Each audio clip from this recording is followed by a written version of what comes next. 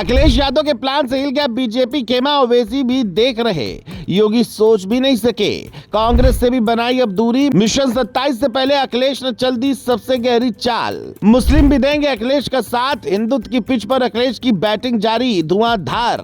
चाचा शिवपाल ने भी संभाली कमान। बारिश के मौसम में चढ़ा यूपी का सियासी तापमान। बारिश के मौसम में यूपी का ऐसा सियासी तापमान चढ़ा है जिसने पूरे सूबे में हलचल पैदा कर दी है, क्योंकि एक और जहां बीजेपी पूरी ताकत के साथ मिशन 27 को लेकर चुनावी मैदान में एक्टिव हो गई है, तो वहीं दूसरी ओर अब अखिलेश ने भी तगड़ी चाल चली है। मुस्लिमों के साथ साथ हिंदुत्व, वोट बैंक और पीडीए के दाव ने बीजेपी खेमे की टेंशन बढ़ा दी है, क्योंकि योगी उधर दिल्ली में मंथन करते रहे, इधर अखिलेश ने चाचा शिवपाल यादव के साथ बड़ा खेला कर दिया है और हिंदुत्व की पिच पर ऐसी धुआंधार बैटिंग कर रहे हैं जिसकी चर्चा अब सियासी गलियारों में हो रही है। आखिर ऐसा कौन सा अखिलेश यादव का प्लान है, क्यों बीजेपी में हलचल पैदा हो गई है, चलिए आपको सब बताते हैं। दरअसल इस वक्त चर्चा लखनऊ से दिल्ली तक समाजवादी पार्टी की उस रणनीति की हो रही है जिसके बारे में मीडिया रिपोर्टों और पार्टी सूत्रों के हवाले से कहा जा रहा है कि 2027 के चुनाव में पार्टी 2024 लोकसभा चुनाव वाला मॉडल दोहराना चाहती है। दावा किया जा रहा है कि समाजवादी पार्टी अपनी राजनीति का केंद्र पीढ़ी यानी पिछड़ा, दलित और अल्पसंख्यक के सामाजिक समीकरण को बनाए रखेगी,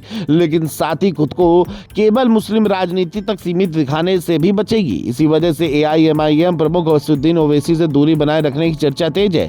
हालांकि इस रणनीति पर समाजवादी पार्टी की ओर से कोई औपचारिक घोषणा नहीं की गई है। एक रिपोर्ट के मुताबिक एआईएमआईएम ने एक बार फिर समाजवादी पार्टी के साथ मिलकर चुनाव लड़ने की इच्छा जताई है, लेकिन सूत्रों के हवाले से कहा गया है कि समाजवादी पार्टी फिलहाल इस प्रस्ताव को लेकर उत्साहित नहीं है। रिपोर्ट में दावा किया गया है कि पार्टी नेतृत्व को लगता है कि एआईएमआईएम के साथ खुला गठबंधन उसके व्यापक सामाजिक विस्तार की रणनीति को नुकसान पहुंचा सकता है। राजनीतिक जानकारों का भी मानना है कि समाजवादी पार्टी इस बार ऐसा कोई संदेश नहीं देना चाहती जिससे उसके विरोधियों को मुस्लिम तुष्टीकरण का मुद्दा उठाने का अवसर मिले, इसलिए पार्टी पीडीए की राजनीति को आगे रखते हुए संतुलित चुनावी संदेश देने की कोशिश कर सकती है। यानी चर्चा सिर्फ ओवैसी से दूरी की नहीं है, असली सवाल ये भी है कि क्या समाजवादी पार्टी अब अपनी पुरानी छवि से आगे निकलकर नए सामाजिक गठजोड़ की राजनीति को मजबूत करना चाहती है। यही सवाल इस समय राजनीतिक गलियारों में सबसे ज्यादा पूछा जा रहा है।